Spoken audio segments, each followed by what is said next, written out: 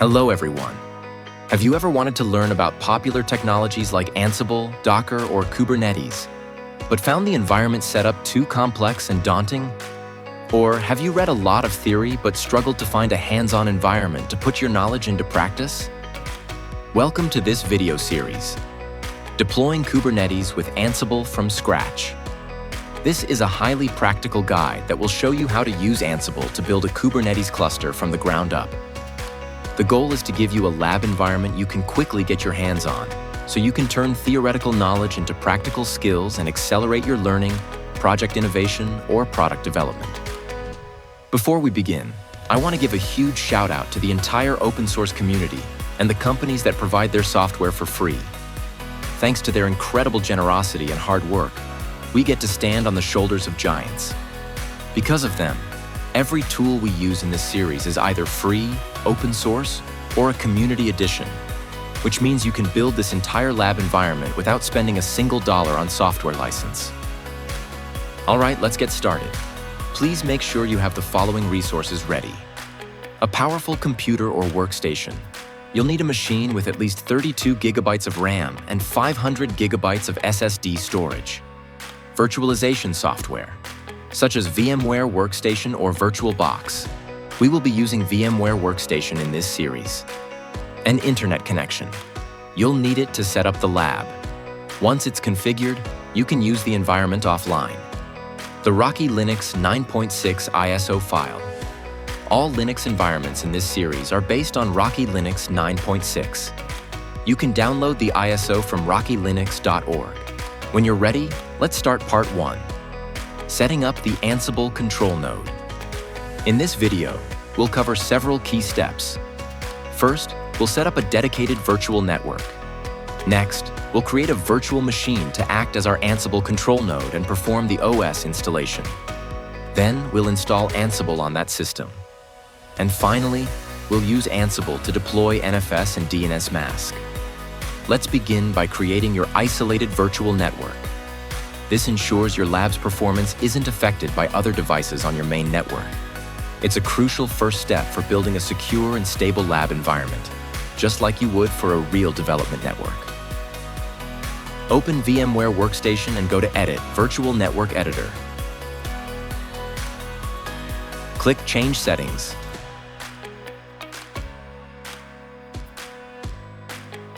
Then add Network to add a new host-only network. Rename the network to mylab.com. Crucially, disable the local DHCP service. We'll be setting up our own later with Ansible. Click OK to close the window, then let's create a new virtual machine. Click Create a new virtual machine. Select Installer Disk Image File and browse to your downloaded Rocky Linux 9.6 ISO. Set the virtual machine name to ac1.mylab.com and click Next. Set the maximum disk size to 200 gigabytes and click Next. In the next window, click Customize Hardware. Adjust the memory to 4 gigabytes and the number of cores per processor to 2. Now, add a second network adapter. Click Add, Network Adapter, Finish. Select the new adapter and under Network Connection, choose Custom, Specific Virtual Network and select our mylab.com network. Click Close and then Finish to power on the VM.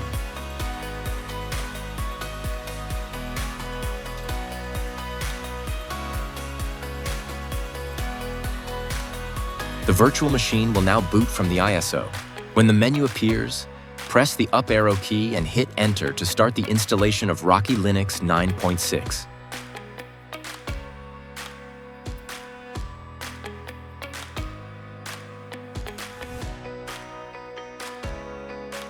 Once the GUI installer appears, go ahead and select your preferred language. Click Continue to move to the next screen.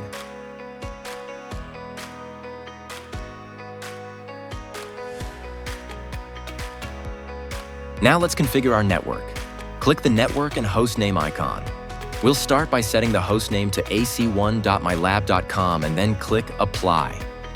Let's disable IPv6 on the first adapter, ENS 160, which is connected to our VMWare NAT network with internet access. Select ENS160 and click Configure. Then, in the IPv6 Settings tab, select Disabled from the Method drop-down list and click Save. Now we'll configure our private mylab.com network on the second adapter, ENS192. We'll set a static IP address for it and disable IPv6. Select ENS192 and click Configure. Click the IPv4 Settings tab, select Manual from the Method drop-down and click the Add button.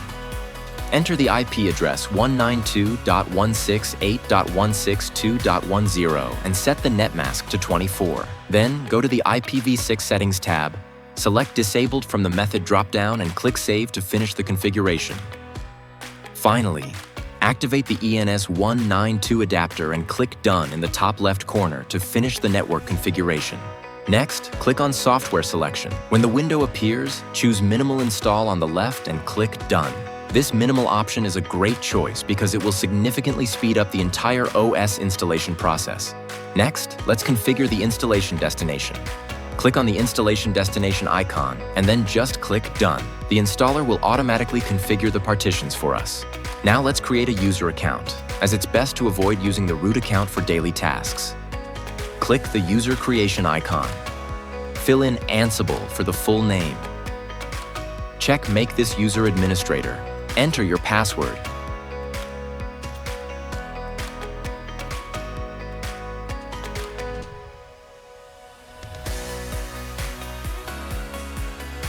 You can click the eye icon to verify your password before you finish, and then click Done. Now that everything is ready for the OS installation, click Begin Installation to start.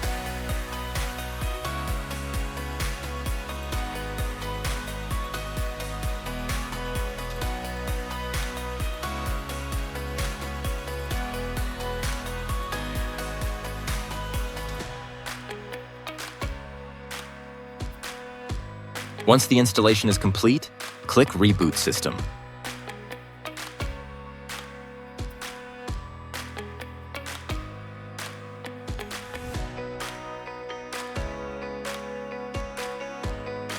Now that the OS has booted up, let's use an SSH client.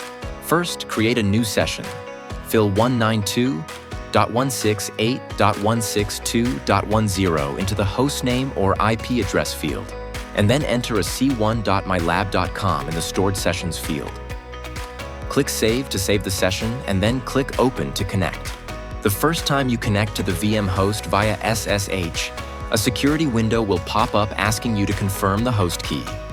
This is a standard security measure to verify the host's identity, so just click Accept to continue.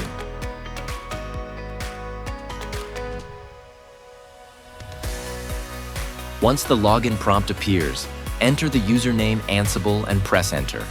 Then enter the password you created during the installation and press Enter again. Now we need to change the sudoers configuration to allow our Ansible user to run sudo commands without a password. We're doing this to speed up our deployment by removing an extra step. However, a quick note. This is not a best practice for a production environment. In the real world, you should use more secure authentication methods. Run the command sudo vsudo in the terminal. You'll be prompted to enter your password. Type it in and press Enter. A terminal-based text editor will open. To find the line we need to edit, press the / key, then type %wheel and press Enter. Your cursor will jump to a line that looks like this. First, let's make the changes. Press the I key to switch to insert mode, and you'll see Insert appear in the bottom left corner. Now, add a # to the beginning of this line to comment it out. Then, use the down arrow to move your cursor to this line. Use the Home key to jump to the beginning of this line. Then press the Delete key to remove the # in front of it. Finally, press ESC to exit insert mode. Then type :WQ and press Enter to save and quit the vsudo editor. Now let's run this command. If the output is root without you being prompted to enter a password, you've configured the sudoers file correctly. Now we'll install Python 3.11. This is the minimum required version for the latest version of Ansible. Run the following command in your terminal to install it.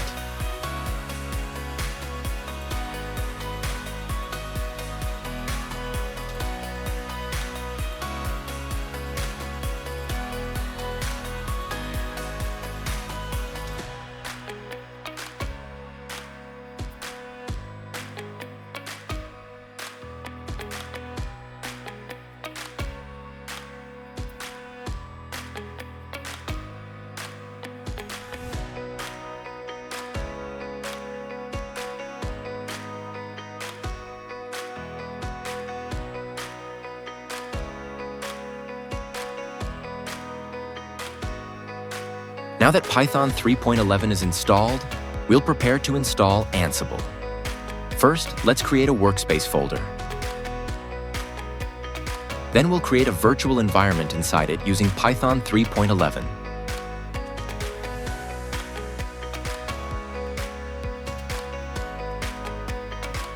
And finally, activate it. Next, we'll upgrade the pip client.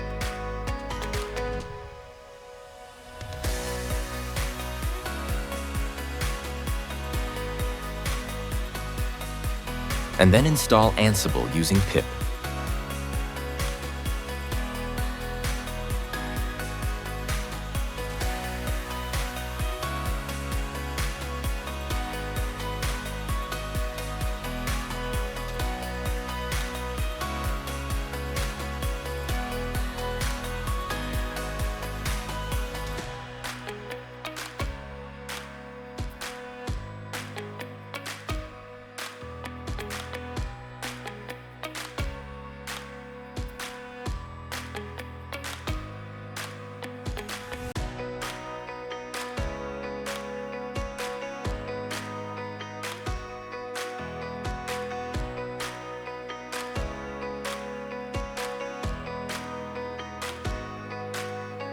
Now let's set up the Ansible workspace.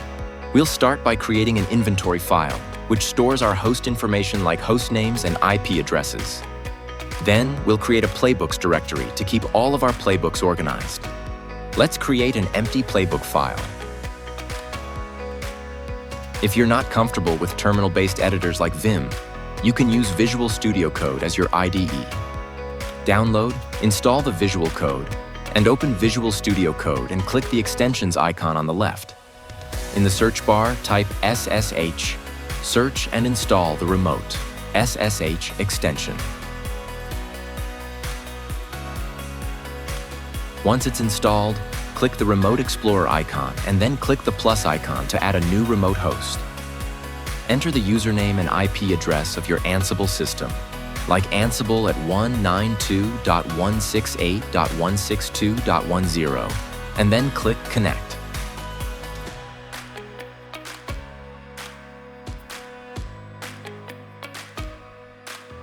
After clicking Continue to accept the host key, you'll be prompted for a password. Enter your password and press Enter.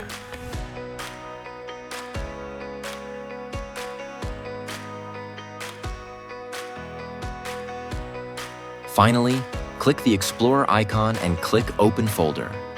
Choose your home directory /home/Ansible and click OK. You'll need to enter your password one more time to grant access.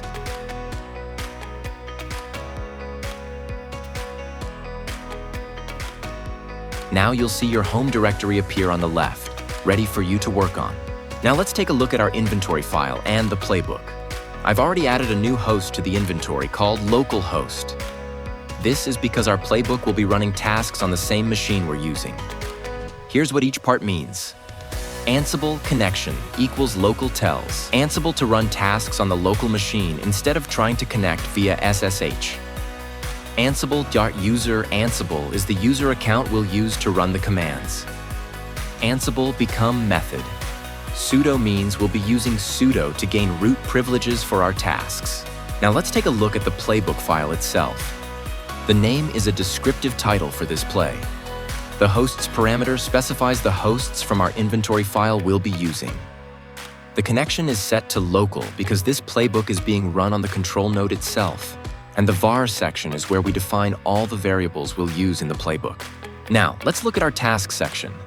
I've added some pseudocode to help understand what these tasks do. This code is similar to Ansible's behavior, but not identical. The tasks section defines all the steps we need to run to deploy our NFS service. First, Ansible will use the DNF module to check if the NFS utils package is installed. If it's not, Ansible will install it for us. After that, the task will ensure the NF server service is running and set to start automatically on reboot. The next task will create the NFS shared directory that we defined in our variables. It will then configure the / etc. exports file to properly share that directory. Here's where the notify directive comes in. If this task makes any changes to the file, it will notify a handler to restart the NFS service. Finally, we'll add the necessary services to our firewall to allow traffic, and we'll notify a handler to reload the firewall to apply those changes. Looks like I made a mistake here. The variable name is wrong. Let's fix that now. Now let's run the playbook to deploy NFS. Use the following command.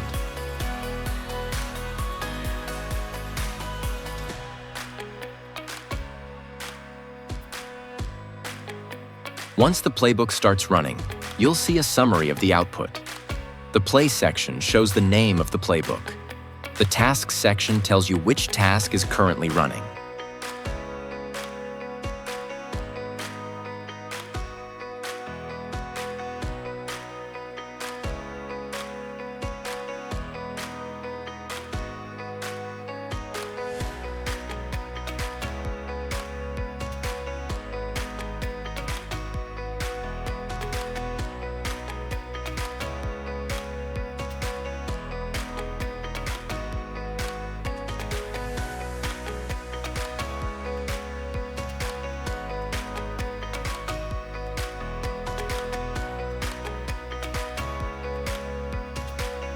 Finally, at the end, a summary will appear.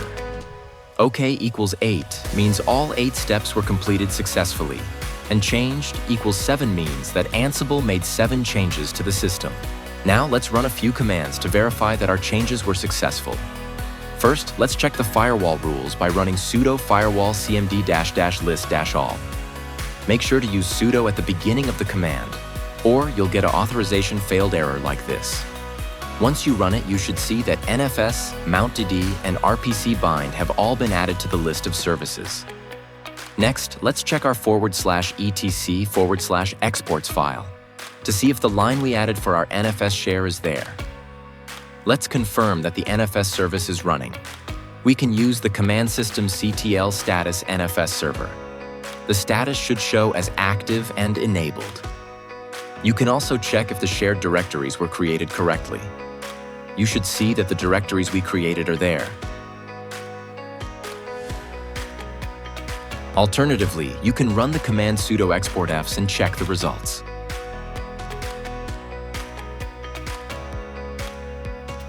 All right, now that we've checked the NFS deployment, let's move on to the DNSMask deployment. We'll start by creating a playbook file.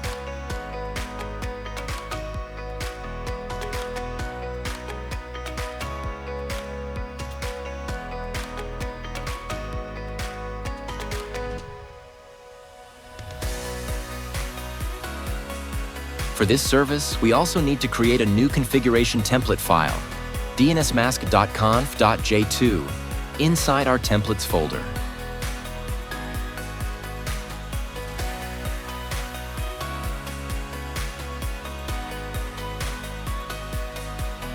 The structure should now look something like this.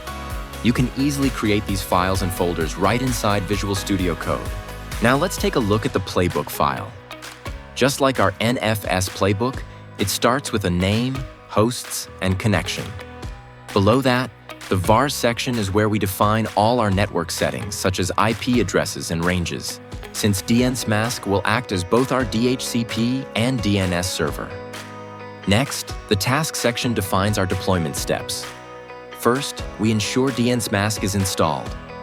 Our next task is to use a configuration template, dnsmask.conf.j2, to insert our variable values and write them to the final config file. This is the task that will notify a handler to restart the service.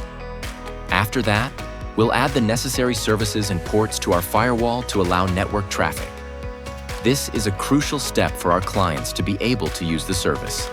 Finally, we'll ensure the DNS mask service is started and enabled to run on boot. At the bottom, our handlers section is simple. It contains the tasks to restart the DNS mask service and reload the firewall. These tasks will only be executed if a change was made during our playbook run. Now let's take a look at the dnsmask.conf.j2 template file. You'll notice that it's quite simple. It just uses the variables we defined in our playbook as its configuration values. Now let's run the playbook, just like we did for NFS.